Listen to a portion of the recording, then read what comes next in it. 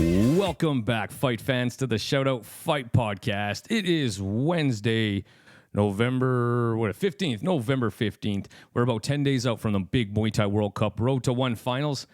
But you know how it is. Before we get there, listen, I'm going to make this one quick. I had a few complaints about the last one, or the Liam Harrison intro. So, hey, listen, man, I'm doing my thing. Let me do my thing, but I'll make it quick, I promise, this time. So, real quick, guys. If you could do me a quick favor, if you can help me out, just make sure you hit the like button. If you want to take it one step further, if you want to share the Shoutout Podcast, I'd really be appreciative. And, of course, in the words of my man B. Kong, only the real ones subscribe. So make sure you subscribe to the Shoutout Fight Podcast.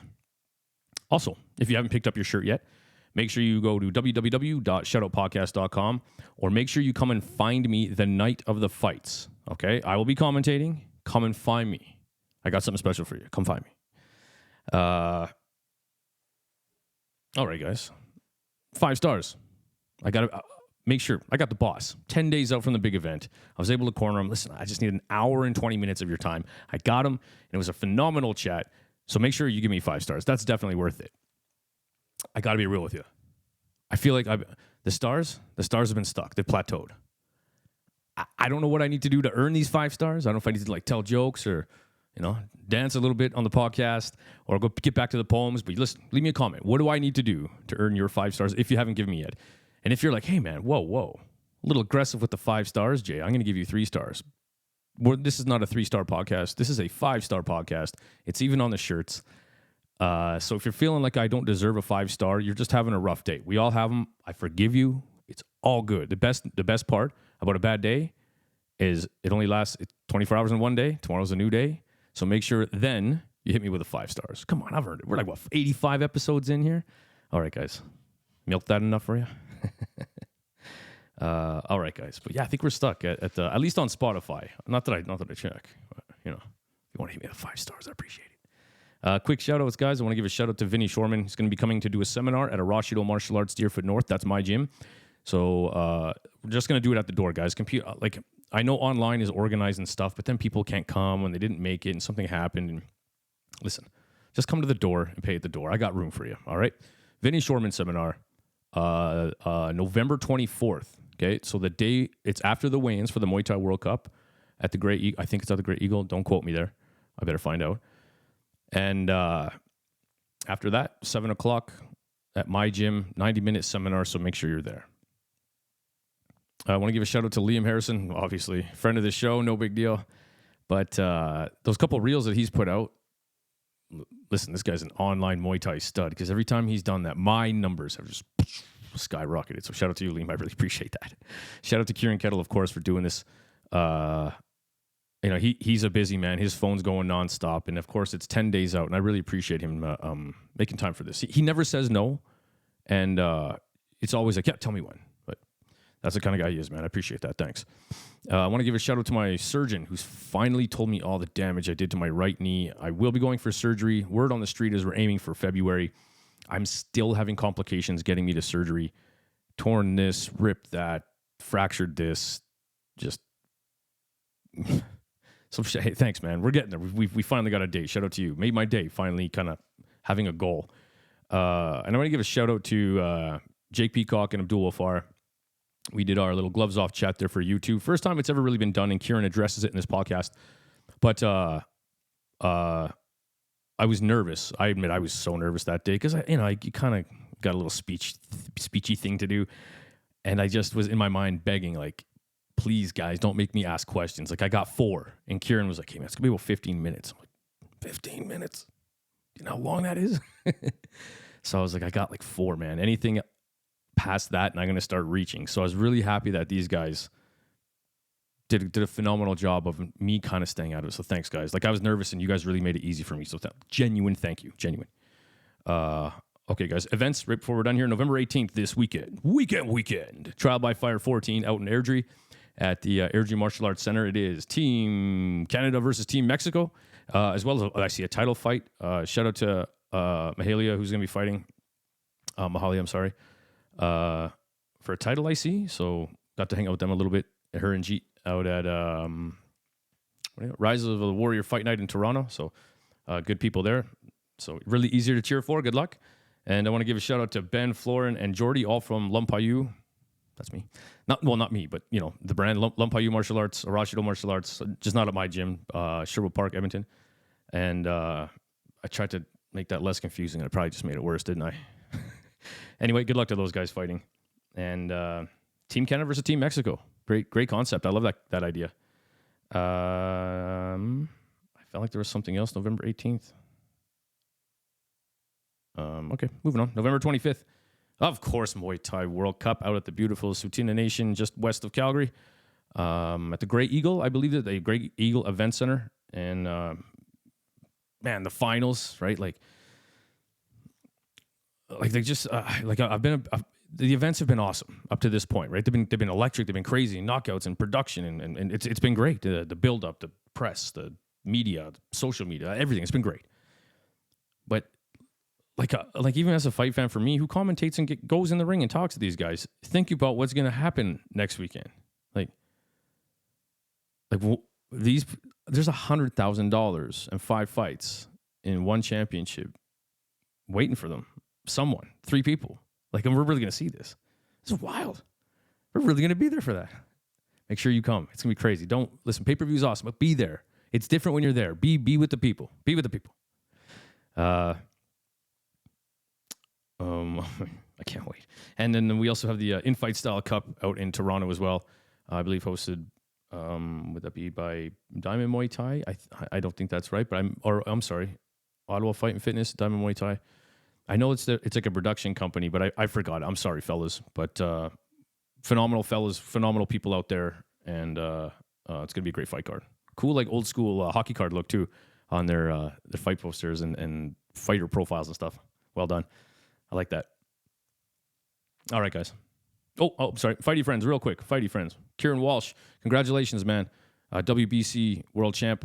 His student, Max McVicker. So congratulations, guys. Phenomenal. Dale, having a chat back and forth. Brett out in Thailand, as well as Jay Davis. Hopefully a podcast sometime in January when he's back. Ryan F. MMA Journal Canada. Phil Lear. Lindsay Ray. Kevin M. JP. Deval, Chuck and Jay Lee, Rudy, Eric Thankachin, fighting on the 25th as well as Deval. Good luck, fellas. And old school fighter himself, Luke Spicer.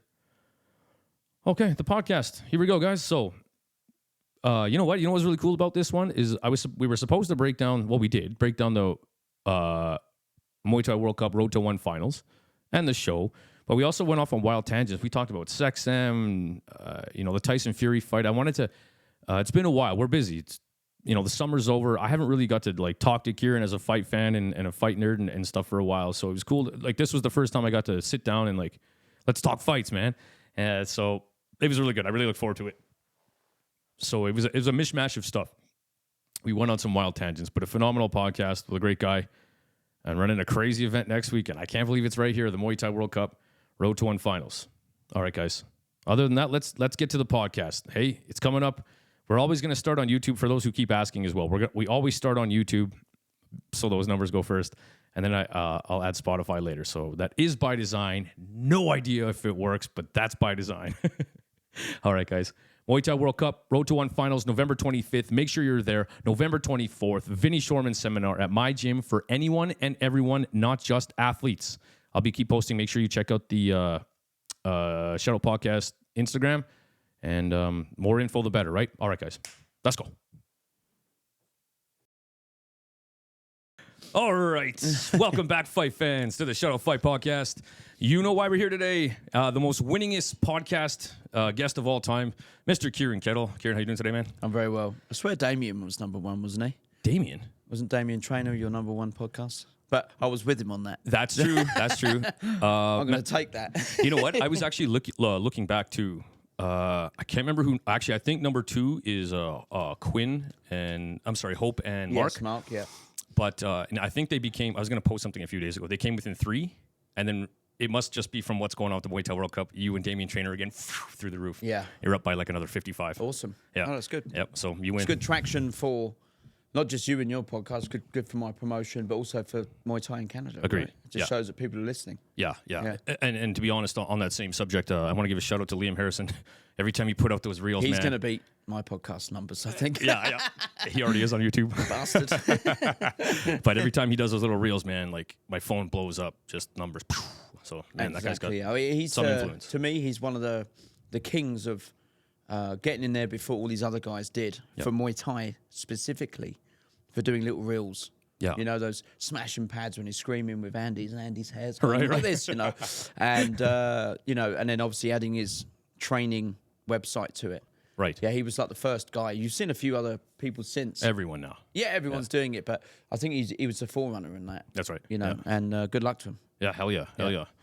Okay, Muay Thai World Cup finals. My goodness. Straight to it. Hey? That's it, man. First, how did you think of the face-off that happened between Jake and Abdul a few days ago? It was good. As you know, I wasn't there, wasn't present. I didn't want to be. I wanted them to be themselves. I think it's interesting. What's going to happen now is we're going to start, you know, I'm always trying to, with the team at MTWC, we're always trying to do different sort of videos, trailers, different ways of promoting the show, trying to find different fans and what's this about? And then they click onto it and then they realise it's about two guys from the same city competing against each other. I would like to, going forward in the future, do more of these face-offs. Beauty. And I think what will happen is, like the fighting has improved in the last few years, and the adaptation to the rules has improved over the tournament, because I'd like to start bringing this in a hell of a lot more between two guys. I mean, we did it, if you remember, on a stream between Mark and Tim. Oh, yeah, that's right. If you remember, as such. Bulldog and Bear Bear now show. we did an actual one where they were in front of each other, actual live. Yeah. I'd like to do more of it. And I think what will happen is, the more you do with them, the more people are going to think about what they're bringing to the table more. Right. Yeah? Right. And I think both guys did a little bit of homework on each other. They started to unfold a little bit, you know? That's right. But they're both really nice guys too. That's the other thing. Yes. And they're so nice. I think they wanted to step, and they gave out inklings of, you know, a little bit of controversial stuff between them, or what they found out about each other. But they didn't give enough. That's right. But that's fine. I did prod a little bit. I know you did. Yeah. No. It wasn't instigated. It was fun to do. You know, if I admit, I was really nervous actually to do it, because I practiced the little speech at the end. I practiced that the whole way down Deerfoot. Recorded it, just tried to make sure I had it. And I've done that so many times. Oh, there you go. Yeah. And it never works. And you forget words afterwards, but you say the right things. You got the gist. That's all that mattered. I thought it was great. Yeah. I thought the whole thing was great. You were great on it. As the two guys were great. I think it's just a different promotion for Canada. I mean, it's been done on boxing originally, but the gloves are off. Yeah. It's been done. And they're brilliant. Oh yeah, and it's been done on. Logan Paul and Dylan Dennis, for example. It's been done with them, and a couple of other social media things. But it's never really been done in Canada, I don't think. Right. So I think it's really cool. Agreed. And you know, both got their own stories, both from the city of Calgary, both originate from other countries as such. That's true. And they've got a story to how they came here. That's right. And you've done podcasts and spoke to both of those guys, and you know them both well, so you know their backgrounds more. So it's interesting how they've got to the final. Not even just about the tournament itself, but their actual history of how they come to Calgary, how they discovered Muay Thai, and et cetera, et cetera. So. Right, and really took off, you know, while they've been here, Well, I'll tell you what, let's work our way backwards, because there's a couple other things I want to talk about as well. You know, Tyson Fury and Haggerty, and a couple things to talk about. So let's start with this. So according to the fight card, the very last fight of the night is going to be Cody Jerome. Correct. Yeah, and Daniel. So now, give me your right away your initial thoughts on that fight. A real, I think it's going to be an unbelievable battle. Yeah, I'm interested to see what the tactics are. Me too. From both guys, because we know what Daniel brings. He's got an incredible knockout power, concussive power, and he really believes in himself. Yeah, you know his story already. Cody hasn't lost, basically. Yeah. And however he makes a fight, he wins. That's right. And he works out how to win. Yeah. I don't think he's faced someone like Daniel before. But on the same hand, I don't think Daniel's faced someone like Cody before. Good call. Yep. Right? Yep. So it's a real interesting style matchup. Yep, I agree. I think they're both going to have to bring a tactic of some sort to win this fight. They can't be what they normally are, right? They can't just be, Daniel, I've got the left hand. Right. They can't just be Cody, I've got this incredible engine and I'm tough. Okay. They're going to have a tactic. Their coaches are going to have studied their opponents and add something spicy to their game. Just something a little bit different. Right. Just because I think it's going to be very close. Yeah? Yeah, I think it's going to be very, very close. I'm not saying it can't be dramatic and something can't happen, but I just think that tactic they have, potentially after round 1, when they come back to the corner and they go, okay, we need to put this tactic into place, I think that can change the fight. So just as much as corners are going to have to work that night as the fighters. Absolutely. Dang. Absolutely. I think... Tim Hortons. We've had this conversation. Tim Hortons water. That helps. There you go. Not vodka this time. Because if they did have vodka, I'd definitely be sponsored by There you go. So, yeah, it's the coaches. It always is anyway. The coach has a huge involvement, but those two guys really listen to their corners. If you watch their last fights, they really, don't get me wrong, there's moments when they're just trading. And it's, you know how it goes. That's a fight. But they're very loyal to their coaches. They're very responsive to their coaches. And I wonder what tactics they're bringing. Yeah. And that's what I'm excited about. Sure. Yeah. Just to see, just sit back and just have a look at the tactics and just see, has Cody changed? Has Daniel changed in any way? Right. Yeah, good call. Yeah. And, you know, both those guys made me just cringe at myself right in front of me from absolute explosive finishes from their fights. You know, it was Cody Jerome right in front of us with Tyson Green, who's also fighting, and then Daniel as well, that overhand left against Jason, right? Yeah. Yeah, and just, man, right in front of me. And Lance before. That's right. Yeah. That's right. Now, I don't want to make a prediction because that's not fair, in my opinion. But what I see is because of the overhand left in the southpaw, Cody's going to have to be careful that his elbows don't get too narrow. And I do feel like Daniel sometimes allows people in before he decides, I got to go. Yeah. So I think both of those things will play a factor. Yeah. So, yeah, it should be good. Exactly. And, you know, Cody's got an incredible chin. Damn right. That's for sure. Yep. It's been tested several times. Daniel took some whacks, especially in the semi-final. Yep. He's got a chin too. Sure does. So I think it's basically like a test of the steel. That's wild, You hey? know? Wild. And I just can't believe at the other end of this, like, I tried to ask, and it wasn't a fair question to ask Abdul and Jake when we were doing that face-off because they're right in front of each other. Should have. I tried. I did, but you could tell that Abdul wasn't quite going to give it out. But do you think when those guys go in there, they're like, what's your opinion? Do you think it's like, here's a fight, or like, oh my God, I have to win. I have to. Do you think that that's going to play such a huge part in these tournament finals? Oh my God, if I win. Controlling that Yeah. is one of the hardest things to do. All right? Because what you have your eyes on the prize, which is the contract of one championship. But you can't forget the fight. Sure. And what you're bringing, you know? Not even joking. Oh, there you go. That's true. Not But a it's joke. completely right, yeah? Because a lot of people are forgetting there's a fight Right. and having this dream, I've got the contract. Right. But you have to forget the contract at the moment. The guy's in front of you. You don't have it yet. You don't have it yet. You know, and it's good to visualize the victory, putting your hand up, you know, and that moment after, it's that amazing feeling you have when your name's called out as a winner. So Right. It's a great feeling. But you have to control the emotions. Right. They can't let them run away. This is in every fight, to be honest Right. with you. Yeah, the best of times. Yeah, the best of times. The difference being is, you know, there's been a build-up between these two because they're city rivals. Yeah. 1. 2, of course, they're basically number 1 and 2 in Canada of their weights. That's been declared now, obviously. Yeah. And 3, of course, the contract is on the line. This is a big prize. This is, I mean, don't get me wrong, we got the WBC belts and we have world championship titles and things like that. I actually think this could be potentially bigger than actually when you're 2 or 3 fights in one. Because this is huge. Like, this is the life-changing moment. Right. And now when you're in one, you're actually there. Okay, you've got to produce the goods. But to get to one has not been easy. Right. Yeah, that is an amazing accomplishment. That's right. You know, that's like a world title on its own. Good call. Yeah? Good call. Yeah.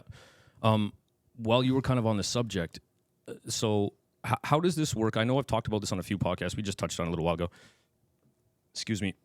1 championship, 1 Friday fights, 1 on Amazon, and where do our winners go? So the winners of this turn. They will be signed to 1 championship. So what you see on Friday night 1 is you will get guys that are signed to 1.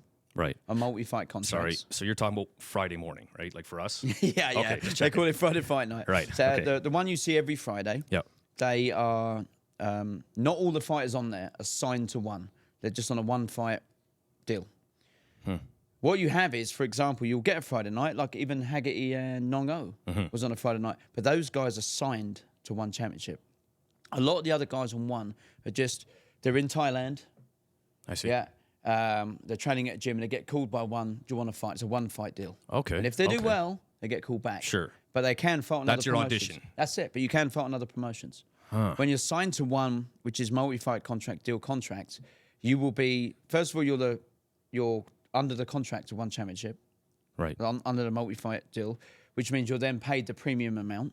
The other guys that you see on a Friday nights are still proving themselves. Okay. For example, Saxen. Right. He had 4 fights on Friday fight. Right. He wasn't signed to one. Right, yeah. Then he got signed to one on the multi-fight contract on his 4th fight, if you remember. It sure do. You can still get the performance bonuses, but his actual purse pay is lower than that of a multi-fight contract. Yikes. Yeah. Poor guy. Well, not anymore, because he just signed that. I know, I was being He sarcastic. just signed, yeah, but he signed a 5-fight or 6-fight deal, and then he obviously just fought recently. And when a whole stadium chants your name like, you know, a Roman gladiator, It's nuts. you're going to get signed. That guy is, I've never seen a guy really destined for those rules. He is made for those rules. Good call. 1. 2, I've never seen a guy take a beating like he can Yep. when he fought Nathan Benden from UK. That's right. Nathan put clinic on him. Yep. First round. I thought, he looked smaller. He was taking a body shot. Yeah. And you could see he was in pain. Yep. He was taking low kicks. Yeah. I was like, this is going to be over. Yeah. And then grits his gum shield. That's it. And just, it's like the crowd give him that extra energy. Yeah, You know hey? when people say that? Yeah. You go, okay, maybe. Yep. Right, but that guy definitely, Clearly. the crowd behind him, and he gets pumped by it, right? That's awesome. Yeah. Yes. He's awesome, Saxon. Isn't Oh, he? he's the best. He's the best. Yeah. Now, have you seen his fight with Nico Carrillo?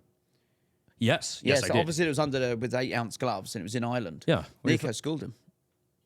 Yeah. What are your thoughts on that fight overall? Like, What do you mean? Like, well, as in, he looked terrible. Sexton looked terrible. Is that yeah, Nico that's or is what that I mean. Sexton? I think the little gloves are really suiting him. The 3 Right. rounds are really suiting him because he can grit his teeth and go for it for That's 3 true. rounds. Yeah, yeah. Even if I lose the first round, no problem. I can give you 2 hard That's rounds. right. 2, And he can go for it. 3 rounds. Under the Muay Thai with 5 rules, he's in his 5 rounds. Sorry, he's in his mid-30s now. Yeah. It's very much harder to drive it, right?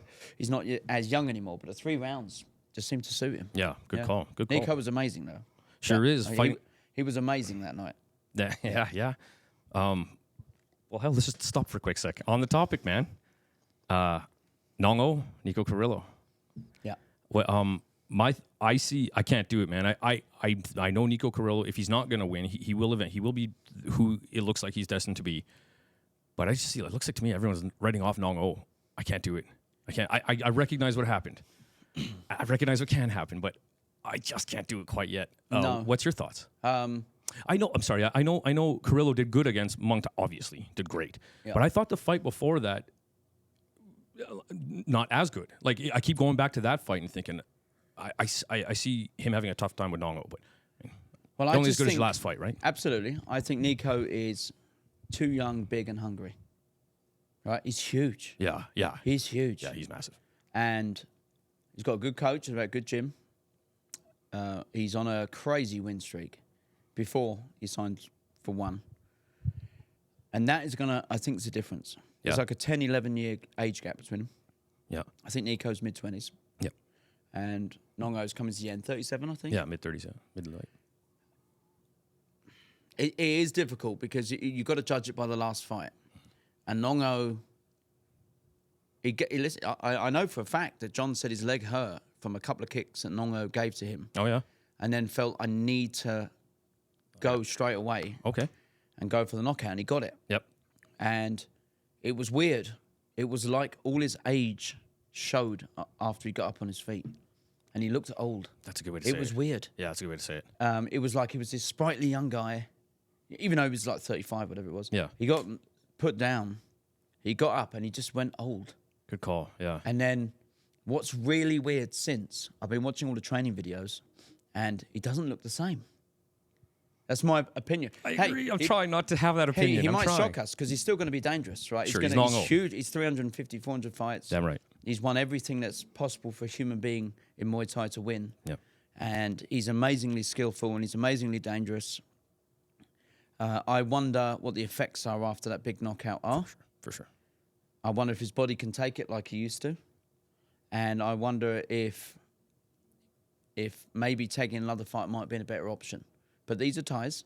Yeah. You know, they're proud people. He's very experienced. He's probably going to take... I don't know. And I don't want to... Before I say this, I don't want to sound this like I'm saying it wrong. I hope that he took Haggerty seriously, right? And what I mean by that is, like, it's not taking anything away from John or Chris or anything like that, because I know that John, when he trains, he does 3-4 month camps, and he's a serious dude, right? And that guy trains like a monster, right? A man possessed. Right. Did Nong-O is the question. Right. And shortly after, because there was a succession of Thais getting knocked out. That's right. By foreigners. Shortly after, I don't know if you saw the president owner of Fairtex criticising Philip Wong. He's a great man, by the way. I've been on the wrong side of him once.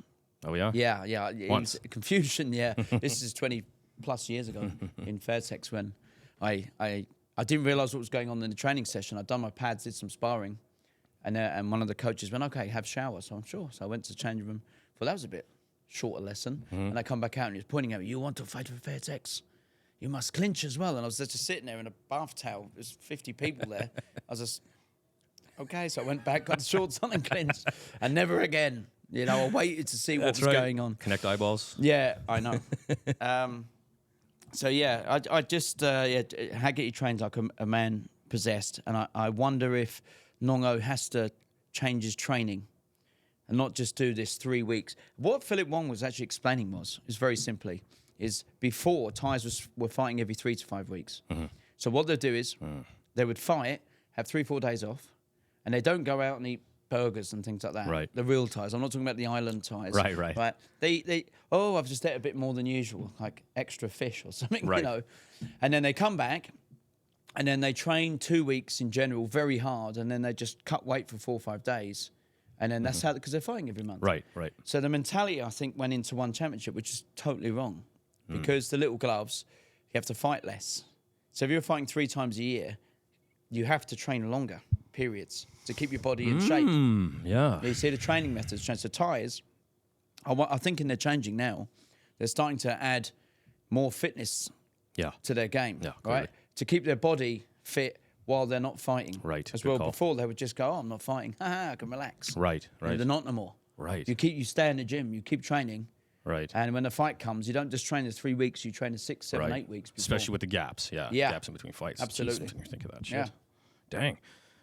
Yeah, you know. So I'm going for Nico on it, personally. I don't. I'm Nong-O's a cheering for legend. Nong-O because of that's that. fine. Because it's Nong-O. Nong-O's a legend, and he's come to Calgary, and his seminar was amazing. And he is an amazing person. He's a fantastic champion. 10 fights or something. Yeah. Yeah, and he was great.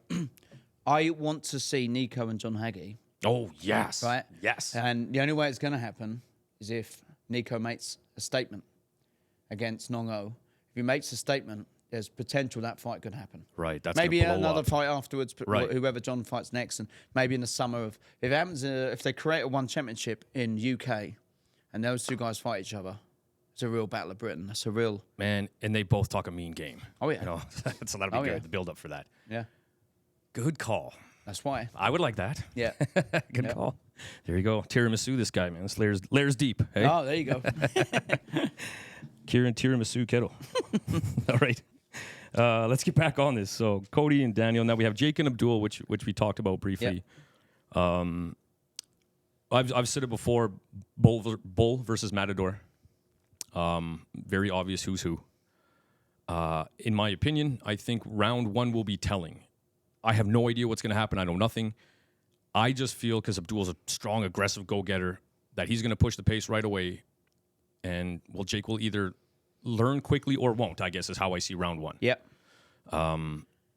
So I can see it going the distance. I could see it not going the distance, but I think round 1 will be the complete story. I agree. I think if you look at that face-off that you did, Yep. they both studied each other, didn't they? They Yep. both watched their fights. Yep, that's right. And you know they've been on YouTube watching their fights. Yep. And that builds an interesting story to what's going to happen in the final. And is going to be, like I said, it's all about controlling your emotions. Yes. Control your emotions. Hold it in. Don't get too excited. It's touching there. The one championship contract is touching there. That's right. You know? But you have to concentrate on the fight game. And that is going to be, for all the finalists, by the way, but that's going to be the real big part of this final. It's about controlling those emotions and sticking to what you've got to do. Yeah, all the stuff that happens, all the promotions that happens, all the build-ups that happen. Me too. Check your emotions, Jay. Yeah, that includes you too. Yeah. You can't talk. Relax. Yeah, you got Vinny doing the talking, you'll be fine. Perfect. Yeah, he can talk for Britain, that guy. Perfect. So I think you are right. I think the first round's going to be hugely telling. Yeah. Absolutely telling. Like you said, Abdul's very explosive. Jake can be, but he picks his shots. Yep. It's all about how fast the first round is. Yeah, I agree. You know, and who can meet the line. That's right. Can you match me? Can you not? Right. Yeah? Yeah. So. And, that good matchmaking line happened between Abdul Haddad and Jake. Like, you could tell, right? Mm-hmm. That line kept getting pushed. It was brilliant. That was a great fight. Great fight. Yeah. Now, because Abdul is your student, I understand if you're just going to say nope. But do you have, when you talk about controlling emotions, between those two guys, do you think one of them needs to control them more than the other? Both guys get pretty excited. Yeah, I don't know. I think they come from very different backgrounds. Yep. They're very different people, for sure. However, the adversity is pretty much the same, as in the lives they've had and why they do fight sports. Right. For completely different reasons. For completely different reasons. Right? Yeah, good call. And it's about whether they turn that adversity and what they've had into something special and whether they can control it. Right. Like I've said before, it's very, very hard, even as a coach and a former fighter myself. When I was competing, I could be as cool as you like. And then I'd be sitting there on the bench and all of a sudden I get this mass nerve that goes through me. And it's like, I don't know what to do, right? Luckily, I had some great coaches over the years who could see this mannerism and raise my game a bit. It's the devil here just saying, what if he does this? And it's funny what your brain says just before you're going out to fight. Yeah. And then sometimes you'll speak to the coach and the coach G's you up. That's what the coach is there for, right? As well as all the other things, but one of the last minute things. So it's all about on the day and the strength of not just the actual competitor, but how they can deal with it all, whether they can control it, you know, whether that devil's there, fuck you, devil. Yeah. I'm listening to this guy. Yeah. I believe in this. Yeah. And it's all, I've said it from the beginning, the whole tournament, everyone in the tournament, it's who wants it the most. Forget about all the previous fights. Right. You've got to forget all them. That's right. All right? It doesn't matter who's more experienced or not. Yep. Right? It's who wants it the most. That's right. On the day. Yeah. On the day. Yeah. Who wants it the most? Nice. And if you can control that, then I think we're going to see 3 extremely talented winners that are going to mature overnight. Agreed. Yeah, right? Good call. Yeah, This is a big thing. Yeah. This is the reason why, like you're going back to about the Friday fight night. Mm-hmm. Technically, any of the guys that first entered, all the 8-man tournament, 8-woman tournament, they could have all paid a ticket to Thailand, trained in the gym for a few months, and may have had a call to fight on a Friday fight night. Right. Remember, it's lower purses, all of that. Right. One-shot deal. Right. Yeah. But for me, this is a better system because you're fighting 3 times before you get into one championship. Right. Now we've got some experience. Right. The system, the now gloves, we've got the weight emotions cut. challenge. Now we've got like you're fighting at your home crowd or you're fighting on away territory. Yeah. Whatever it may be. Yeah. Right. You've got that experience before you actually go into the one championship. Right. Yeah. Right? Good idea. Yeah. Yeah. It's a much better system. Yes. Agreed. Much better format. So I think including Daniel Code, including Morgaine and Taylor, it's who's going to want it the most. Yeah. You know? Yep. And some of the people's records on there are amazing. You bet. Like Taylor's record's Daniel, crazy, 55 and 50, 5 or something. Yeah, and 6 Something or something like like that. that. Yeah. Crazy. Well, incredible record. Doesn't matter. That's right. It doesn't matter at all. It's all about that one fight. That's right. The one fight. That's all that matters. Right. And whoever wins, it doesn't matter about the last 55 fights. Let's just do an example. Whoever wins, that's the one fight that matters. That's right. Yeah? Yeah, you're right, hey? Yeah. Yeah. Yeah. Next weekend. That's wild. Okay, and then we'll move on. We just mentioned it. Taylor McClatchy and Morgan Pulio. I know they have a little bit of history. They're both from the East. Yeah. I think this has the most interesting matchup between the three for the finals. Okay. Yeah. I did some homework, and I can see that I think the 4-ounce gloves fit Morgan. Okay. However, I also think they fit Taylor. Because now she can clinch a lot easier, That's right? true with the hands. That's right, and pummel and change hand position. So I think it'll be a battle of, just my opinion, Morgan trying to find her hands, but that range of what then Taylor wants to clinch, I think that's going to be the battle. Yep. So I think that we already have a very good example. And again, they came in a unique way.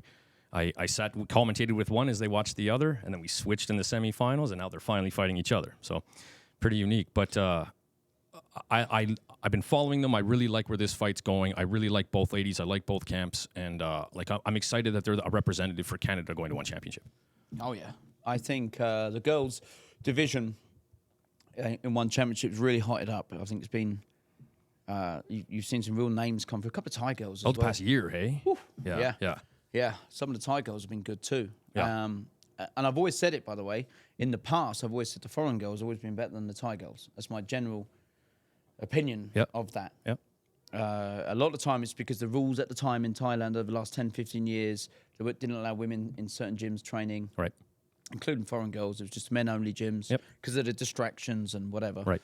That's really changed. Yeah. Starting to see a couple of Thai girls come through. Yeah. And I think Stamp was the forerunner in that. That's and right. she's been a representative. You can Definitely. change your life completely. And I think other Thai girls are watching it and they're starting to train just like the men. That's right. So we're seeing an increased level, Yes. which is great because we want more competition. Matter of fact, it was Jesse from Platinum Training Facility out in Toronto when they were out there with Michael Fitzpatrick, and he said every time I was in the gym, Stamp was training. Yep. Every time. If I went pee, Stamp was training. If I went to go get my shoes, like she was always there training. Yeah. Crazy. I don't think she's naturally gifted. Oh yeah. Okay. Stamp, but I think she has the will to win. Yeah. Right? She has the will to win, and she bites on a gum shield and she goes for you. That's right. You know, and she makes a show of it too. That's right. That's which right. is Yes. fantastic. Yes. So that's what I like about her, and she improves all the time. Yeah. Yeah. Yeah. You look at her from the beginning. It's not the same girl. It's a different girl. That's right. It's a stronger girl, more powerful girl, better IQ. Good call. She's listening. Yeah. She's in the gym because one championship has changed her life. That's right. If she was fighting on just a standard show, you don't even know. Go about through her. the motions. Yeah. Yeah, going through the motions. This is like I can get bonuses. You're You know, right. I can buy land for my parents. I can give them money. I can, these. You'll do that's another what one 5K. championship's done. Yeah. Yeah. Hell yeah. Which no one could do before. Right. So now you've seen an improvement in her. So she's really turned into a superstar. Yeah. Yeah, A so real it's good. superstar. Yeah. Oh, Good yeah. call. What's your thoughts on this fight, Taylor and Morgan? Well, exactly what you said. Yes, I think. Again, it's got to be a clever tactic because Morgan's got to fight a little bit different. She can't be the bulldozer. Yep. Because you'll get Venus flytraps. That's right. And she'll get you. And she's so strong in the clinch. Yes. And you know that she works on it every day. Yep. That's her game. Oh, yeah. Yeah. Even when she's doing boxing pads, it's into the clinch. She's very, very strong. Yep. We know that. So it'd be interesting if Morgan moves more than normal and tries to pick shots. She's got a lot of power. Right. Yep. She's got 3 rounds to do it. That's right. Taylor she will obviously look for the clinch. It's her game. Already 1-0 versus Morgan. Sorry? She's already beat Morgan. She's already beat Morgan, but it doesn't matter. That's true. It's all about this That's fight. one fight. You know, we've got to look at, if you look at Kachego and Jay in the semi-finals. Yep. Right, what was his name? Jason Hines. Jason Hines. Yep. He beat him 3 times before.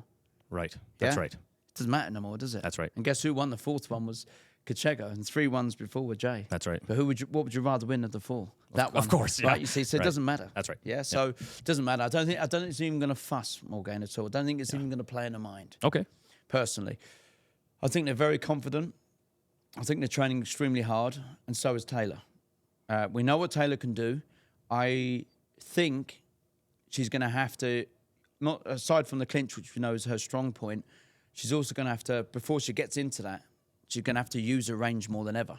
Yes. And not just swamp in. Right. So if you do go in, you're going to get uppercutted, hooked. Yeah. And Morgan has good footwork. Oh, yeah. So Taylor's got to have she's got a great chin anyway, but she's got willing to accept that one, but she's also got to do a little bit more Muay Thai. She's got to use her range with a jab, use a body kick, use her high kicks, use that height. Tall, use long. that teep as well. Yeah. not just be the one trying to go forward and be with the long clinch and knees. It was hard against the last fight against Vic Bogdan because she was pretty tall as well. That's right. Yeah. Big girl. So it was a bit like Taylor had to make it ugly to win. That's right. But she did it. That's right. So that was good. And Vic was coming forward hard too. She wanted, same but Vic position. doesn't have the hands of what Morgaine has. So it's a little bit of a different style. So it's a real, it's an intriguing one, let's put it that way. Agreed. Yep. But the truth is, whoever gets a hand raised, I'm not going to be surprised. Yeah. You see, I see what you Taylor mean. wins, I go, yeah. Yeah. Morgaine wins, I go, yeah. Yeah. I'm not going to be shocked. That's right. I just think the fight's going to be amazing. Agreed. Yeah. Agreed. So. Yep. I agree. Man, I keep reminding myself these are not regular fights next weekend. These aren't the semifinals. Like it's going to be wild, man. It's gone quick though, isn't it? It's crazy. I had a little bit of depression after the last one. I'm like, oh, I got to wait 5 months to do it again. Well, you're going to have to go, what's next after this one? Have even more depression. No kidding, hey? Yeah, no kidding. So I'm curious. So I don't know if this is a plan or if you can let any of this out, but Sure. the night it's over, we have our 3 winners. Like literally, what happens next? Do we go home? Do we? So we are going to do. So if you want to say, I'm going to say it. So the Grey Eagle Casino, if people know it, I've never been there. Afterwards, This week. they have like bands playing and they have this big stage set. We're actually going to do, and you don't even know it yet. Okay. I sort of forgot to tell you. I'm going to tell you now. Oh. Afterwards, we're going to get all the winners up on the stage, which is above the bar. I'm going to have like a small after party where everyone can celebrate the 3 winners. Nice. And you're going to grab a mic and just have a 10-minute talk with them all. Oh, beauty. Yeah. So yeah, I don't know if you've been to the Grey Eagle there or not. There's the bar there and there's a stage above it. Yep. And it overlooks the bar, but it overlooks the whole of the casino. That's It's right. a great place. I've actually done podcasts there before. But it's where the bands play. The bands are going to have a 30-minute intermission. Okay. Oh, And okay. the winners are going to go up there and celebrate hard. Nice. So And no then, liquor till you get down from there. yeah, well. And then, of course, it's the contracts. We'll be waiting for them. Dude, shortly after. Crazy. Eh? So they're physically are they gonna be there? No. No. Okay, I was curious. We'll do it the week after. Of course. Yeah. Yeah, everyone's all sweaty and disgusting. Well, yeah. I mean, and the other thing as well is you need to read the contracts. Of course. Too, yeah? Oh, just sign it. Beer. Yeah, Give me a pen. sign it. I'll sign it twice. Yeah. It's $100,000, but you got to do 100,000 fights. Just sign it. That makes sense. Yeah. Man, that's wild. So do you know approximately when, I guess injuries and stuff might take place, but approximately when their first fight would be? Well, the beauty is now to actually when we first started the announcement of the tournament, which was, in October of last year. Yep. Yeah. Was they didn't have the Friday fight nights. They didn't have the Friday fight nights, right? They didn't have the weekly shows then. Is that it was just they had like a show, once every couple of weeks, and it was big. Now they've got like 60 shows a year. That's or so. not even a year old, eh? No. Oh, I didn't No, realize it that. started in January, didn't it? Oh, okay. Yeah. So if you think about it now, there's more opportunities. Right. So injury Every free. Friday. As I've said, and I did on a podcast last week, is the 3 winners, aside from the contracted one championship, MTWC, myself, really, will be looking after them as well. Yeah. So makes sense. yeah, it's not like an exclusive management in any way at all. It's just the fights in one championship, MTWC will be that management of it. Makes sense. I'll go back to a story with Danny Rodriguez, the Rodtang Nurm champion. Yeah. 2 years ago, 18 months ago, he's a big star, as you know, Rodtang Nurm champion. Yes. He got offered to sign for one. First fight, they wanted him to fight Tawachai. And he said, no, I want to wait. Smart. Yeah, but, he's 23 at the time. Smart, yeah, for now a young he's man. 25, Yeah. 26. He says, I can do that later on. So he said no. So I don't want, even if you're on the sidelines waiting a bit, you to take a stupid fight. Yes. I'm not saying, by the way, their coaches aren't educated to know that. Right. It's just that I've been in the game a long time. This third show will be, we've spent nearly $300,000 on this tournament. A lot of money. And it's a deal that I've actually been working on for 2.5 years prior to that road to one. It's been a long time coming. Right. COVID ruined it all. Of course. Right? Yeah. So the deal came about. It was a hard deal to get, but we got it. And I really wanted to showcase Canada. That's why we've done 3 tournaments. All the other countries have only done one tournament. Good call. We've done 3. Yeah. I wanted to make it spectacular. Right. So that's one of the reasons. And the other thing as well is, which is really good about one championship, they will let you fight on other promotions if it's tied to your management team. Okay. So, for example, if there's something not available for a few months, but you want to stay active, you can fight on Muay Thai World Cup. Right. No issues at all. Nice. You can fight under one championship rules if you want. Cool. No worries, right? Is that going to be something you continue going forward? Yeah. Is that right? Yeah, why not? Yeah. Nice. Yeah. So I can do that, right? If it keeps people active. Right. Sure. But if they get the right fight and they win in spectacular fashion, they get a great bonus, and they get all the media presence and all the social media push and likes and replies and you name it, whatever it is, all the interviews, then the likelihood is one will call them up quite regularly. Right. And we'll get lots of offers and challenges. Nice. Right? Yep. So, nice. yeah, you've signed for one, but now the challenge really begins. That's right. That's right. So, but there's a lot to it. I like I said, we have to accept, no matter what, all the three winners are still going to be very, very fresh and green going into one championship. And what I mean is the occasion. The Grey Eagle's great. We have 2,000 people there. But you're going to go into a stadium that's 5,000, 6,000, 7,000. Camera after camera on you. Right? You have to get used to this. Right? And I'm not going to... I wouldn't, as a coach, as a person, as a human being, actually, saying that, I wouldn't put you in against a fight that's ridiculously against your odds. I'm not doing that. Sure. Yep. It's not happening. Yep. I got you. Right? You're going to get hurt, and you might not even want to do it again afterwards. Right. It's not happening. Yep. Right? It's got to be fair. Yep. I agree. Oh man, I just had that in my head. Who were we just talking about? Rodriguez? Asa Tenpal. There was a great example. So he fought Mehdi Zatout and got his orbital broken. Whatever, that can happen to anybody. But it was after that on Instagram, he said, I can honestly tell you the moment got me. I didn't think it would. Everybody told me, watch out for the moment. And I was like, no problem, man. And he said, it got me. The moment got me. And he's fought in Glory too, don't forget. Right. So he's fought my Muay Thai Grand Prix show too. Nice. And now look at him since. He's grown with it. Yeah, he's figured it out. It happens. You've got time. Plus the other thing as well is because fighters are having less fights, even the Thais coming through, not the legends like Nong-O, the ones before having less fights. Yes. Your career can last longer. Right. So don't think, I'm 28. I need to have a fight now.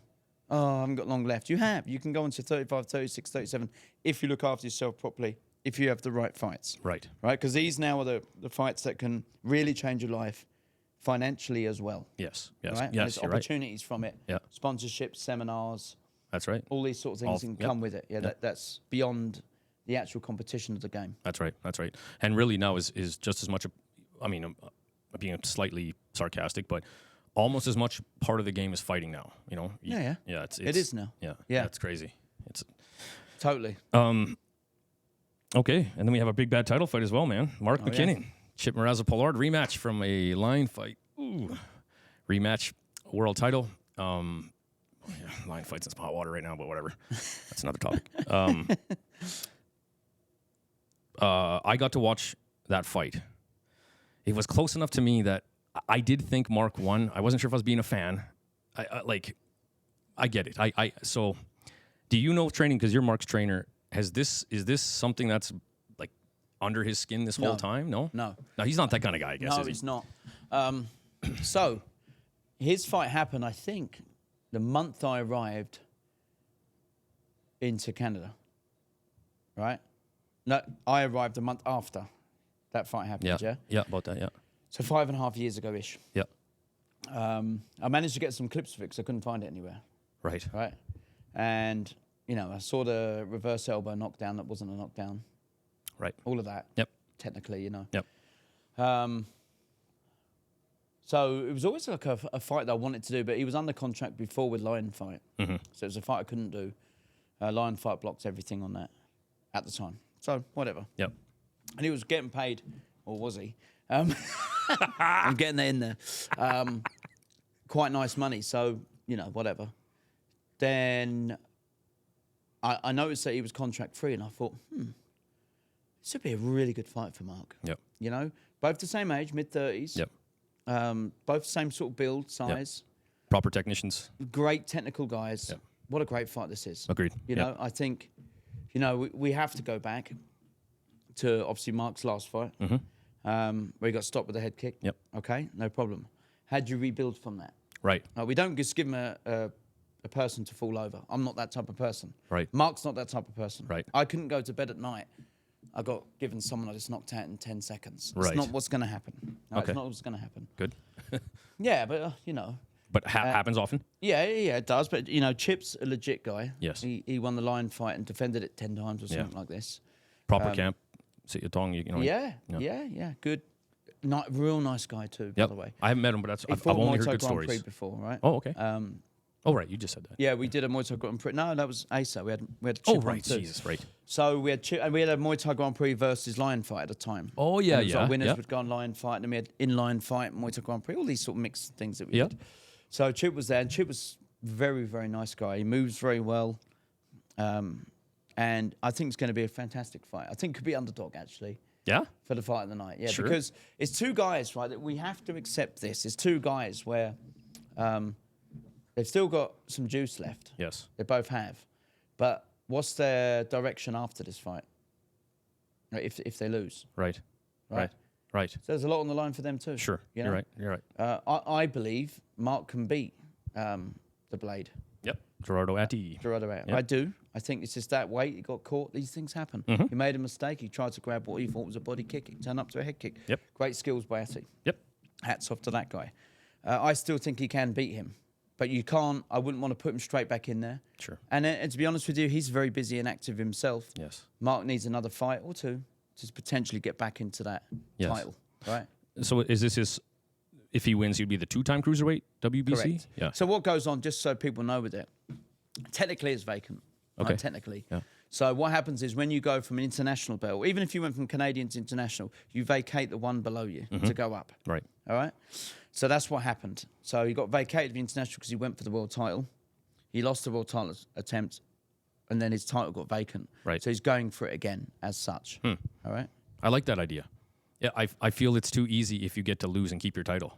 Yeah. Like, you're going to have to give it up. And like, Yeah. I like that idea. Yeah. That's cool. You know, so I didn't know that, to be honest. I wasn't sure. Like, do you have to give it up? Or if you lose, are you still the champ? If you win, it's vacated. I didn't know. So, no. And, you know, to be honest with you, that division is pretty inactive. yes. But not in North America.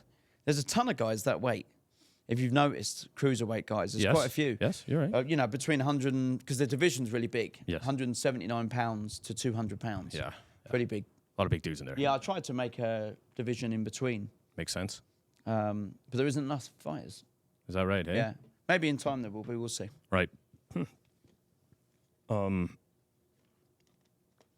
Any? I mean, I don't want to say predictions, but We got a great game plan for Mark. yeah.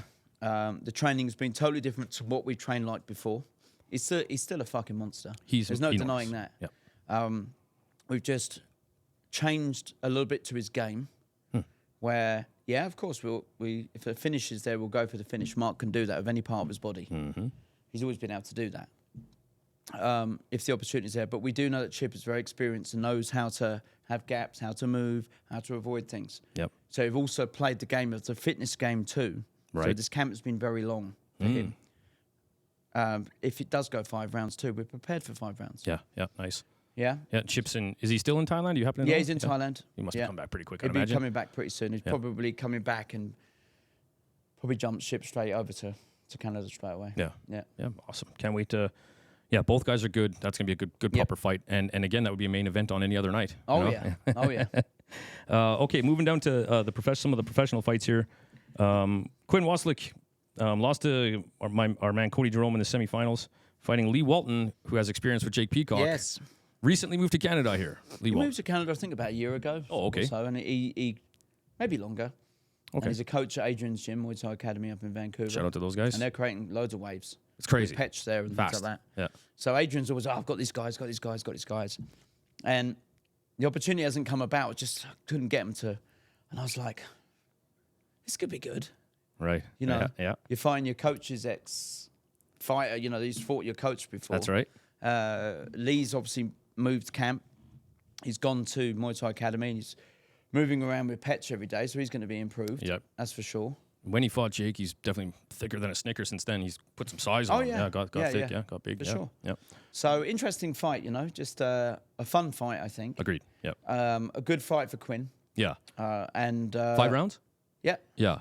I'm wondering if it'll just be good for Quinn because we've seen him now a few times. Like, let me get back to what I know best, right? Yeah, the 5 yeah, rounds, but regular but also gloves. getting some experience. But you know, also for Lee, because he's been, or Adrian's like, oh, put Lee on. I haven't been able to, just the opportunity's been missed. Yep. So now he's got a chance to shine. So it's also, okay, you live on Canadian soil now, you win this, then maybe there's some other fights for you. Right. At that weight, he's at a good weight. So. Yeah, that's right. That's right, yeah. Tyson Green, Deval Garvey, rematch. Let's not talk about the first fight, okay? Just so you know, everyone knows, I've bought 4 ropes, right? New ropes. Okay, good. Because they snapped, and at my white collar show, they snapped too. So I hear. What you mean?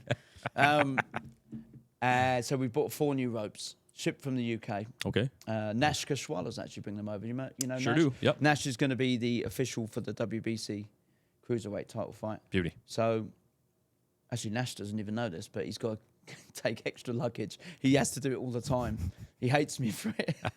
So he's got an extra, I don't know, 50 pounds of rope to bring over on the plane.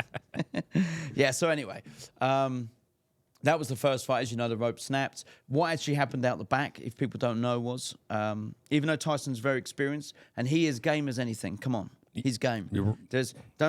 I don't want to hear anyone say, oh, he was scared. It's not the case. Should have been born in feudal Japan. 100%. Yep. The facts are he went out the back and he just went cold and he couldn't get warm again. Yep. I get it, the ups and downs, ups and downs, ups and downs. Yep. And he just said to the coach, I just can't, it's weird. Like the 20-minute gap. Yeah. He had that adrenaline, big dump, and he couldn't raise it again. Agreed. I just went, oh, we'll make the fight again. Yeah. It's our fault was the promotions. The rope snapped. Yep. Too bad. Yep. Sorry, Deval, you still get paid. Sorry, Tyson, you still get paid. Yep. Let's to make a rematch. They both agreed, and now here we are. And I know there was a little bit of kerfuffle from it. Like I did hear a few people, like that should have been a TKO. And I hear you, but I agree with the decision. The reality, in my opinion, the reality is it's a shitty situation. Whoops. Let's try next time. Yeah. Off we go. So, Yeah, it is. And perfect. So I thought that was the best call, the right call. You know, like I talked about, like if you scored round 1, I don't know, just pick somebody, Tyson. Let's say Tyson got round 1. And now you're back and you're cold. Now you got to fight 2 more rounds. But is that guy up ahead now? Or do you start again? Like, you know what I mean? Like, it's weird. So, right decision. So I'm glad that they get to do it again. Yeah. I like both guys. All right. Omar Almapta versus Dylan Stone. So I've got to commentate Dylan a few times. Yes. See him around. Good young man. Is he still teacher? Yeah. Is he still awesome? Oh, yeah. Good. Now, Omar is from WTM? Yes. Awesome. Okay. So Calgary. Omar's like tricky. That Taekwondo kind of, I think, right? Spin kick? Taekwondo, yeah. He changes his stance quite a lot. Yep. Tall, rangy. Nice guy too. Yeah. Dylan has improved a lot. He won the WBC Nationals earlier this year. 3 fights in the space of an hour. Oh, geez. Won them all. Attaboy. Yeah, Nice. good for him. Yeah. And had hard fights to get to today. Like, he's had hard fights. He's had some hard fights. Yeah. And he's just rebuilt himself, right? Good boy. And he's learning. I train him a couple of times a week. Kyle trains him a couple of times a week. Francois trains him a few times a week. And he's adapting well. He trains hard. He's early for sessions. One of those guys, you know. That's how early it is. for sessions. He's eager. Sometimes too eager. Yeah. And, he's young and hungry. And he's rebuilt himself back in the last 2 years by wanting it. Perfect. Yeah? Wanting to improve. Nice. Wanting to get better. So, yeah, it's a good fight. Yeah, awesome. Both camps, obviously, you, Dylan, and WTM. Awesome camp. Oh, yeah. Calgary versus Calgary. Now, I might have this wrong. So I have Hayden Sneesby. Is that right? That fight's off. Moving on. Mac, I don't know how to say this last name. Goo? Yeah, Matt Goo. Mac Goo, okay, versus Eric Thankachin from Calgary here. Well, I'm glad Eric's on. Right? Hell because yeah. I've waited for years for Eric. Yeah? Right? I always message him, and then he had surgery on his knee, I think. Yeah, ACL. He had one, you had, actually. Yep. Then he had another injury, and then I saw him 2 years ago, and he was, he's only quite short, isn't he? 5'3"? Yep, probably He was about 6 that. foot wide. And I was like, come on, man. Come on, man. I want you to fight on one of my shows. He's such a nice guy. Yeah. Very Yeah, supportive. he's awesome. And he's got himself back in shape. He's a local guy. He's been around for years. Yep, karate man. Yeah, that's it. Karate man. Bleed from the inside. That's it. Right? Yeah. So I'm really happy that he's got an appearance on Muay Thai World Cup, because I'm not joking. Since my first ever show, I've tried to get him on. Is that right? So we're 12:30 in now. So Nice. And if there's anything I really like that the podcast has done is I've made friends from the podcast. Eric's one of them. So shout out to you, Eric, buddy. Yep. I can't cheer for you because I'm not allowed, but I'll commentate your fight. I don't know much about his opponent. All I do know is that gym breeds them tough. What gym? I So couldn't it's find anything. Yeah, it's Winnipeg. Okay. Yeah. Double Dragon? Yes. Yeah. Okay. Yeah. Yeah. Perfect. Well, I personally know that from watching those fights that Double Dragon, man, they're heavy-handed. They love their hands, boxing. So Yeah, that's pretty good. Trish Salmons, is it? Trish Salmons is part of the. I couldn't even tell you. Yeah. So they have they've got a few on actually. Yeah. Speaking of which, might as well get to it. It was Caleb, right? Caleb Dawson. Yeah. I've seen him fight quite a few times. Well, he as well fought around Daniel, who's also on the card, and Backer right on the okay. WTM yes. show. And Daniel was. Oh yes. Daniel was way incredibly skillful for 2 rounds, and he started to gas in 3rd round. Right. And then Caleb just kept coming forward. Yes. I was like, whoa, what's this boy made of? Like a zombie. Yeah. Yeah. Yeah. He left it too late, right? Yeah. Yep. So yeah. Speaking of which, we also I did see that Caleb Dawson. Winnipeg kickboxing. That's right. What it is. Okay, from Winnipeg. The other one I was taking a peek at here, Jarek Section versus Juan Pablo Salazar. Yep.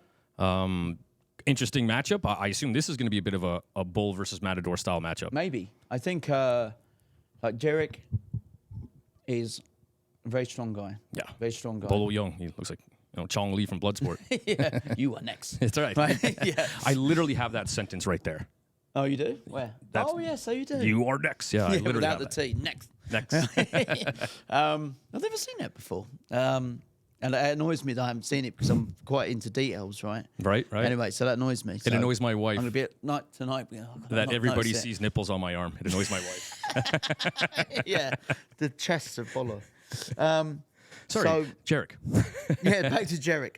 So Jarek Bolo Young is he's a nice boxer, good style. He beat Jay Davis actually That's right. in the Nationals. He really pulled it back and was very heavy-handed. JP has been a bit up and down. I'm not going to lie to you. When he came initially over from Montreal during the COVID period, he was 240 pounds, right? 240 pounds. And he has had trouble with weight, right, obviously. He's only short, like 5'8" or something, but he's come down in weight. And a lot of the time to do with his weight was a lot to do with his like mental game too. Okay. Where he had skills. He's really skillful. Like incredibly skillful. Never been Thailand, nothing, right? Yeah. Just incredibly skillful. Crazy. Has some flash ways about him too. But the issue was with him it was his mental game. All right, so we've had to raise his mental game up. And he has improved. Regardless of, he's had a couple of losses on the last Muay Thai World Cups, he's improved mentally. Right. And we've had to find a weight for him that works, a weight for him that's comfortable, and bringing him down. And he's fighting at 155. He's only 5 pounds over now. Okay. Right, so we're happy about that, right? Yeah. But if you look at where he's come from in 2 years, it's been an incredible mental battle that he's winning. Nice. Right? Okay. And that's what I'm liking to see him. And now he's very, very comfortable in the gym. Awesome. He's putting the effort in now. It's very, listen, like, I know it, right? When you start putting on a lot of pudding, right, and a lot of weight, your motivation goes down. Sure. And then to lose it, those first few weeks, those first few months of training is the hardest. Yeah. Because you're like, ugh. Yeah. Everyone's doing push-ups more than you. Yeah, just the general things. The snap in your jab isn't the same. You get hit more than, like, what the fuck? Yep. You know? And you've got to get over all of that. That's it. And that's what he's had to do for a long time. Right? But now he's really firing on all cylinders. Nice. And such a breath, though, if you can get past that, right? Like, man, and world's your oyster. Yeah, absolutely. So, but, good fight between these two. Yeah. A real clash of styles, like you said. Agreed. Yeah. Matador on the ball. And it's going to be a real interesting one. And I think both guys are going to be, like, Jarek is always a very positive guy, right? Yes. Yeah. And he comes from a fantastic gym with Trevor Absolutely and Nate, love Team Spanish. Who are just too nice. Too right? nice. They're too nice. And, so he'll definitely be up on A level, that's for sure. And I think JP, we're going to see his best too. So it's going to be a good fight. Nice. And then you also said Daniel Mbaka and Tim Harassi. Is I got that right? Harassi, yeah. Harassi. Yeah. I don't have anything on Tim. Where's Tim from? Tim actually, I don't know if he's fought recently, but he fought in a tournament several years ago and fought Umid from my gym, who's also on the card. Right. In a tournament, Umid beat him. He's a big, thick-set guy. He was at the Liam Harrison seminar. Okay. Yeah, it came down with Teresa. Okay, yeah. And they're both big guys, man. They're like 205s or something. Huge. Daniel's 6'5". I think Tim's probably 6'2", 6'3". I don't know. You're gonna have to put up an extra rope to keep them in. Out of the 4 you're bringing. Damn. It's too late. I've ordered them. So yeah, like listen. I will always say this. I love, don't get me wrong, the technical side of things, and I've had some amazing champions over the years, come and go, whatever. I just love heavyweights. Yeah? I love them. I love the K1 days of heavyweights. I love the freak shows of K1. I love the glory heavyweights of Rico Verhoeven. They're technically not as good as some of the middleweights. Right. We all know that. Yep. But we're just waiting for a knockout. Right, a big one. Yeah. Same with boxing. We're like, Yeah, when's it that's going right. to come? Like, you know, I love heavyweights, right? That really, And the K1 days of 8-man tournaments, you know, Yep. they were my favourite tournaments ever. Yep. Ever. I used to watch those things on December 2nd, 3rd, whatever they were. And it was like my Christmas. That's my start of my Christmas. The K1's on. That's it. And I'd be watching it like that on HD Net, if you remember. Yep, sure do. And I'd be streaming in and watching the 8-man and the production and how they built stories up. Then you got to know the people like Semi-Shield and Peter Arts and Ernesto. Yep. You know, and That's all right. those, whatever the champions were, so many. And every year you'd be watching it, you know. That's right. Yeah, Yep. it was just like a Super Bowl of kickboxing. That's right. That's Yeah. right. My very first foray into it, and I don't regret it at all, was I was on my very first dinner at my girlfriend's house in grade 10 with family and everything. And they had the TV on and whatever. And I just happened to look like, oh, what the hell's that? That's kickboxing. I feel a little bit bad. I literally was like, excuse me, I'm going to go watch this. And she said, if you leave this table, we're through. And I went, okay, bye. I called my dad to pick me up. Oh, I was going to say, did you actually just watch it in the house while you got dumped? Shh. I'm watching Andy Hook, okay? I did until my dad came. They just let me be. My dad came and, okay, Dad, let's go, man. We got to get home. So, yeah, that when I think of K1 heavyweights, I remember just not even, like, you know, if you go over there, we're through. I'm like, yeah, peace. I'm going to watch some fights.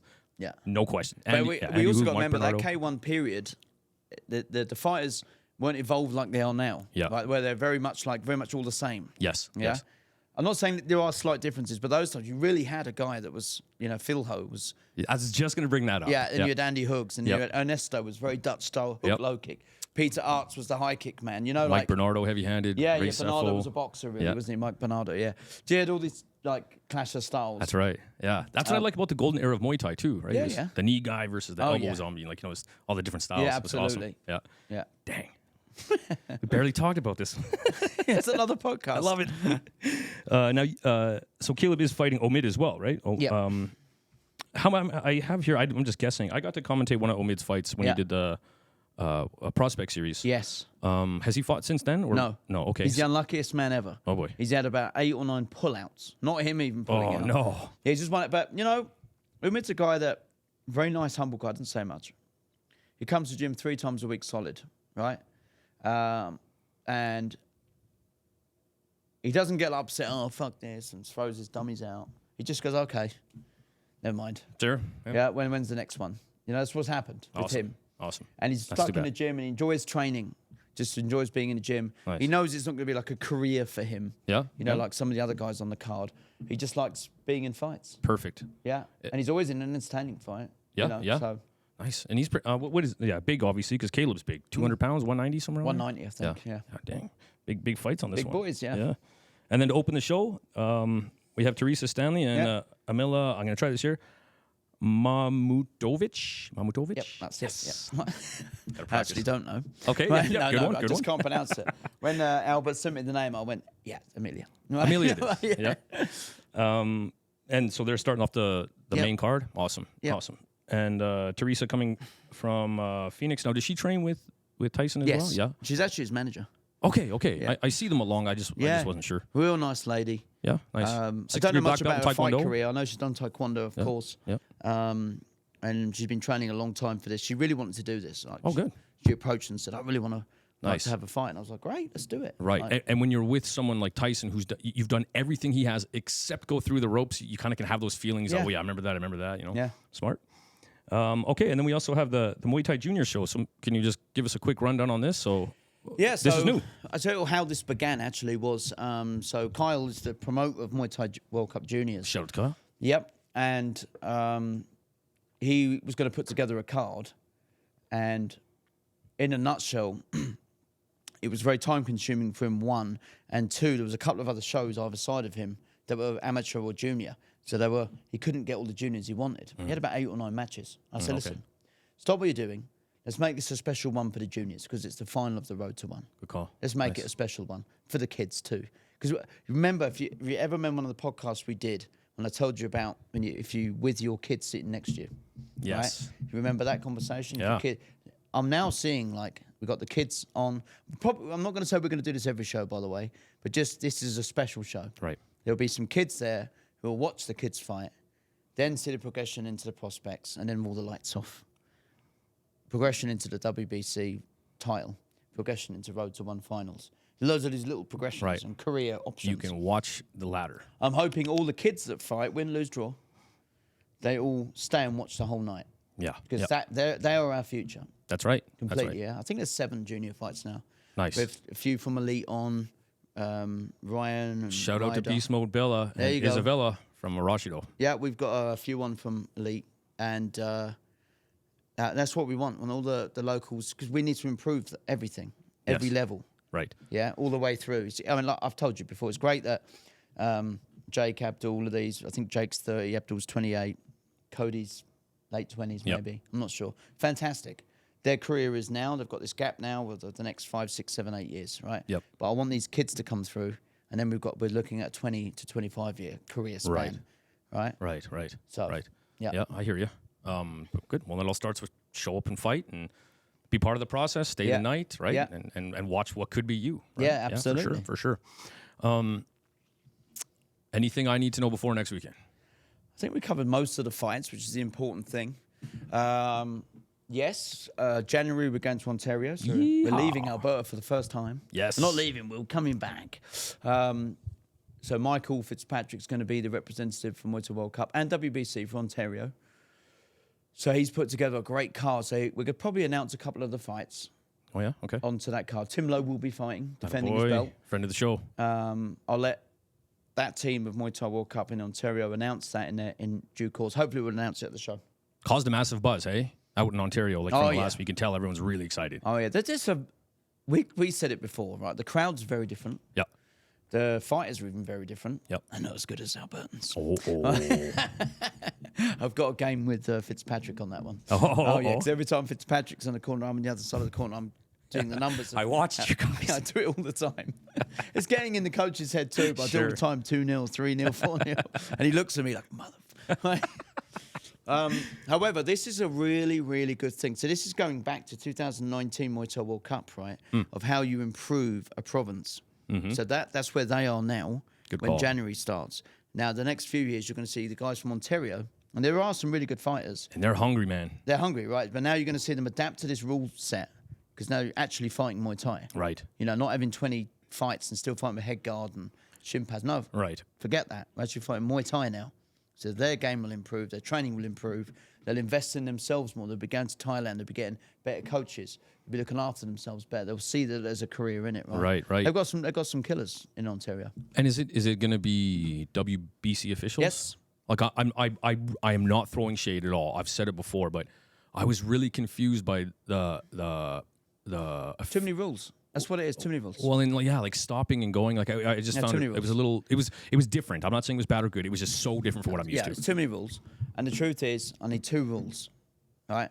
Amateur 5-2s, elbow pads, like I do in Alberta. Professional 5-3s. Right? That's the only way. There we go. Yep. We've got the 1 rules, they're 1 rules. But Yep. you get the idea of Muay Thai, what WBC is. Yep. So, Michael's going to do the same thing. We're going to fly Nash out, representative, and he's going to do a training course for all the officials, Perfect.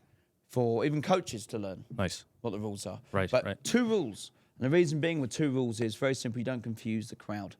Yes. Simple. Yes. This is the amateur side. That's the professional side. We don't mix it. Good call. You know? What's the point in that? Yep. Yeah.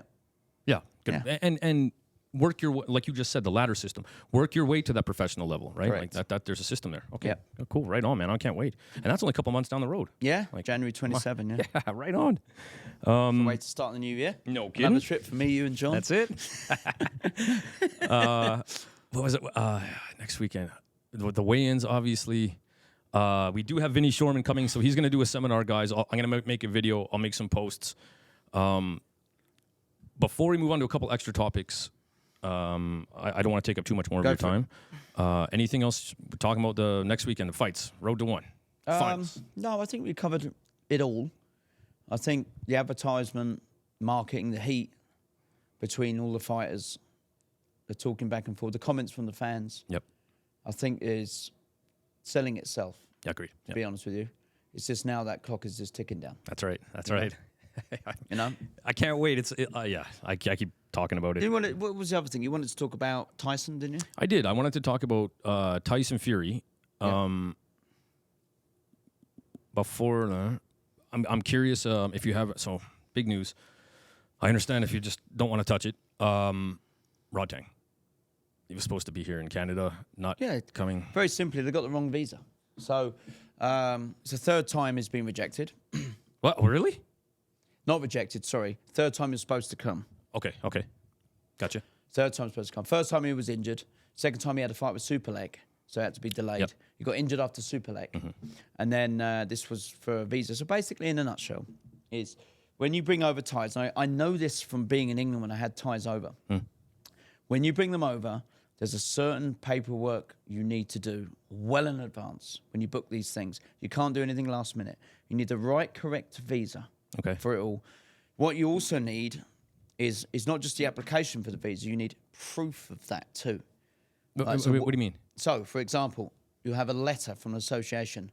This person is a legitimate guy. He's coming over to teach seminars to spread Muay Thai from Thailand. Yeah, so you get the tourism letters. You get all these companies involved, powerful companies involved, and the letter to go with your application. Okay. After that, you have the correct visa. They will tell you what the visa to do. You go to a visa agent that deals with fighters that go to America or Canada. He knows. You deal with this particular person. You pay his fee, right? He will tell you that's the correct paperwork. This is the application you go for. Okay. They didn't do it. I see. They got the wrong. And it is probably an honest mistake. Sure. Or maybe, there's lots of people coming to Canada at the moment. One more won't matter. Right. You know, so he'll get through the system. No. Yeah. You need to have everything in line. Yeah. So I feel, you know what I actually feel sorry for? I feel sorry for all the, because, you know, like, I remember I don't remember, so I've seen the excitement of when Nong-O gets announced and Nong-O turns up at an airport. Right. I've seen it when Petrosian came over. Andy Sauer coming, like, there was people like, I can't believe he's here in Calgary. Yeah. Which I think's odd. Yeah, well, whatever. I know. You're the king nerd, aren't you, of it all? A little bit. Yeah, but I love it. But I like seeing that in people, by the way. Right? And I remember when you went to me, can I speak to Sauer and ask him a question? I went, he's just there sitting. He's doing his shoelaces. Yep, you're right. And he won't care. Right. So none of them care. Like, in terms of, like, they love it. Yeah. Right? They love the fan base, right? So I love that too. Right? So that's what I was really... disappointed in, because there's a few guys from here too that were going to go to the Rodtang seminar. Yeah. Would it have been a good seminar? I don't know. Right. But would it have been they meet their idol, get a picture with them, shake hands with them, see him live do a technique on the pad or something like that? Right. Get a t-shirt signed and whatever it is, all the things that go on your glove signed. That's what I'm sad about. Yep. I hear you. You know? Yeah, for sure. Yeah. Yep. Yeah, a lot of disappointed fans. Yeah. Hundreds, for sure. Well, that's too bad. I mean, I'm sure it was a whoops. I mean, why would you do that on purpose? But no, it was a whoops. Yeah. 2024, maybe. Hopefully. The issue is convincing people. Right. Because fool me once. They won't actually buy the until he's here seminar ticket until they see him at the airport. Yeah. Through borders now. You know? Right. Yeah, that's tough. Shoot. But we got some good seminars planned next year. Perfect. Super Leg. Yeah, that's right. I remember that. I'll give you another one. Okay. Stamp. Is that right? Stamp's coming. As if. No way. Yeah. Sure. Really? Oh, yeah. Nice. Yeah. That's awesome. Yeah. So we're working on... remember, with Super Leg and with Stamp, we want to do Canadian tours. It's all about what their schedule is. Sure. So I can't really give you dates. I'd like to have Super Leg for February and then Stamp for the summer, or before the summer, just before. Muay Thai only seminar from Stamp? Because she does... I don't know. I presume so. Muay Thai kickboxing, likely. Yeah. Right on. But... the truth is, it's all about what their schedules are. Yeah. So I'm going to have to get that. And sometimes they take fights on 4 or 5 weeks' notice. So I don't like announcing anything until I'm sure. Yep. I don't like rescheduling it. Sometimes it happens. Yeah. But, they're the two that I'm going to get next year. Right on. I'd like to get some more. We'll see. Yep. Yeah. Okay, and Tyson Fury. I did see you talk with Liam a little bit on Facebook about this. Just curious on his fight with Francis Ngannou and what happens next. I'm just kind of curious. Like, But what we've got to remember is the business side of it, right? is very, very simply. It was but we don't know that. You do kind of do. Yeah, like we don't. Yeah, I know, but we have to. So it's a spectacle, right? Yeah. It's like a crossover. It's a spectacle. Yeah. They're both getting paid crazy amount, life-changing money. The truth is it an important fight?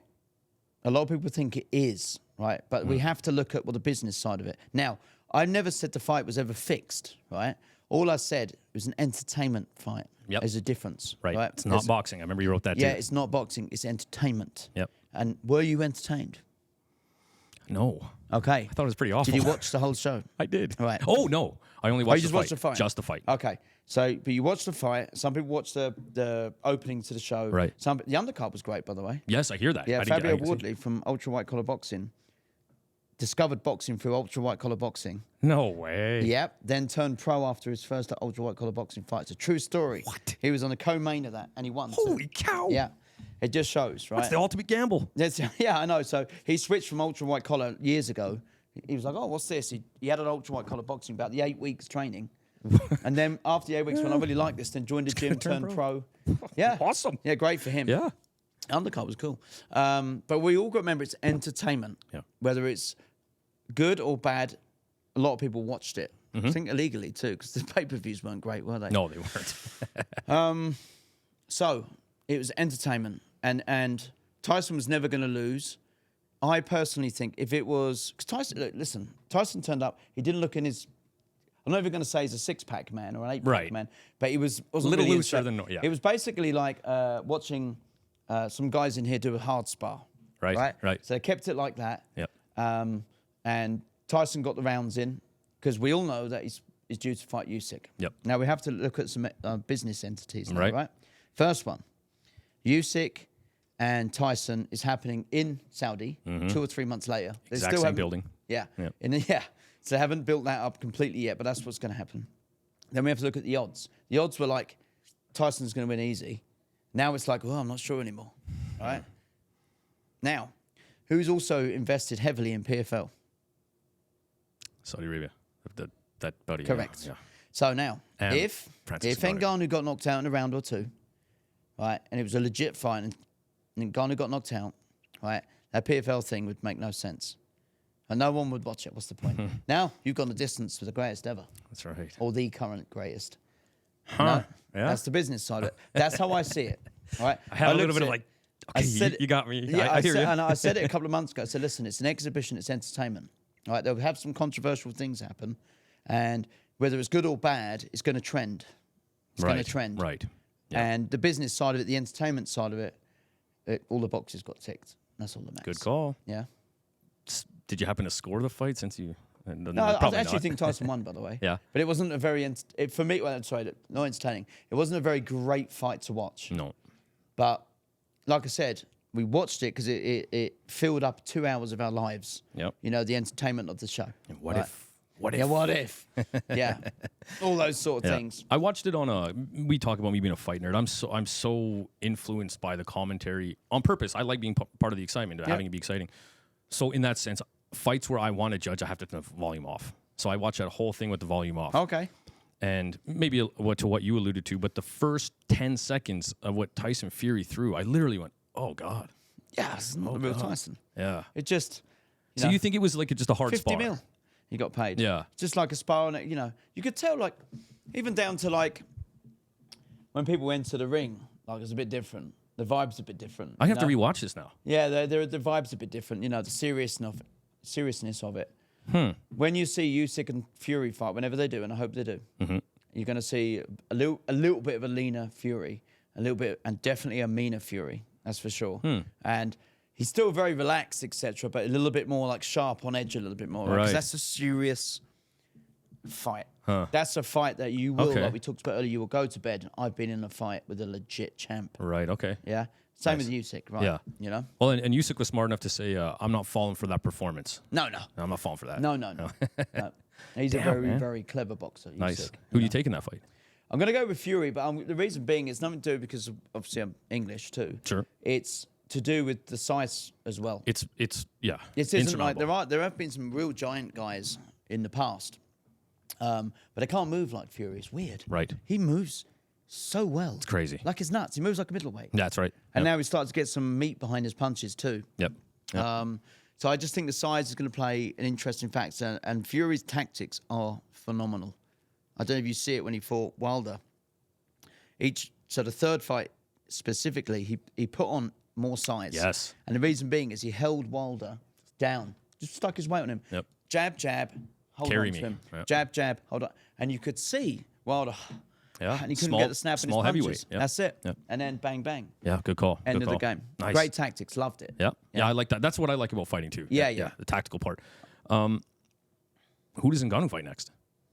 He's I clearly think going he's to in box. PFL. Yeah, you think he's going to MMA? Yeah, they made an announcement. It's going to come out on PFL. So, Jeez, I hope they're paying him the same money. Like, why would you go back? After if I was, well, because Saudi investment. I guess, yeah. I mean, yeah. So he's signed a contract, whatever it is, and good money for him. That's right. Yeah. And fair play to Ngannou. I think he's at that stage of his career now where he'll probably get the entertaining fights. Yeah. You know? Yeah. And get some huge paychecks, win or lose. Right. I can't name 2 fighters in the PFL. You're clearly not going there to fight the biggest names. No, not in heavyweight. No. Yeah, for sure. Dakota though. Oh yeah, that's right. Yeah, she's in that. She's in the finals. That's right. So, yeah, that's right. We got to see her fight live. I will say this with hand on heart. I haven't seen many girls that have finishes like her. No? Right? She finishes girls, man. Like, whether it's with boxing, whether it's kicking, whether it's ground and pound, she's fucking great. Yeah. She's basically got the whole package, I think. And I think in the next 2-3 years, we're going to see her as like a real global star. Nice. I think so. Honestly, she's got the great story of her mum being an ex-champ. That's right. Good-looking girl, all of these sort of things. She's got things going for her, right? Yep. And she's got tenacity. And I haven't seen that in that many girls. And she seems to be like this leading of the pack of, I'm knocking girls Different out. breed. Yeah. Nice. And she's not like just hurting them and wobbling them. She's there to Starch, right? I saw the last one. Yeah. Yeah. Just I'm like, yeah, this is great. Nice. You know? Yeah, agreed. So good luck to her and her family. Awesome. Sweet family, sweet people, great people. Been in the Muay Thai game for years and years and years and years in UK. So I love seeing that because the Muay Thai side of it's coming out. That's right. You know? Yeah. Nice. All right, man. Well, damn. Anything else before we're out of here? That was a good one. We touched it all. I think that's it. You know, VIP tables are gone. Awesome. Ringside seats are gone. There's only bleachers left. Okay. It's going to be electric in there. Yeah. Without a doubt. I think the quarterfinals was like a spectacle. Yep. I think the semi-finals was like, who's going to get to the final? Yep. And now the final, everybody's attending. Yeah. You know, You were part of the journey. you were part of the journey, and I've had people that haven't been to Muay Thai shows before wanting to come to the show. Yeah. Yeah, Nice. and that's why I like the new fans. Yeah, Right. That's always my attraction to this game is trying to bring new eyeballs to it, new fans. And I think I told you before, from our first 2019 event, we got 82% retention. Right? Okay. So we have an email database, and and they either come back to our show or they watch it on pay-per-view. Okay. Right? Bang, bang. But I think we're going to find that 82% plus some more Yeah, right come on. to this event, right? It should be. Don't. If you can drive here, don't watch it on pay-per-view. Come, be part of the event. It's awesome. Oh, yeah. Yes, totally different. Awesome. We all know that. That's so. right. That's right. All right, man. Other than that, I'm thinking this might be the last one until go time. So I'll do a post-fight one after this. Christmas for me comes November 25th, not December 25th. And anything else, man? No, that's it. Thanks Awesome. very much. I appreciate it. Elite Martial Arts, Braeside in Calgary. So thanks for having me here. I'll see you guys next weekend. Woo, doggy.